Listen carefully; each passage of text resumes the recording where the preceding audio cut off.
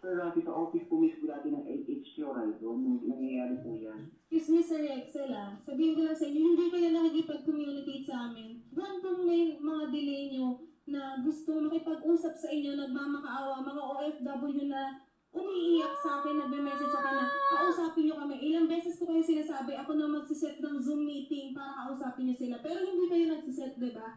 So, huwag niyo sabihin sa amin na nakikipag-communicate kayo kasi never kayo nakipag-communicate. Kailan kayo tumawag? Ngayon lang, nung nalaman nyo, tinawagan na kami na nandito na kami. Di ba tinatawagan kami ng help desk ni Hector ngayon?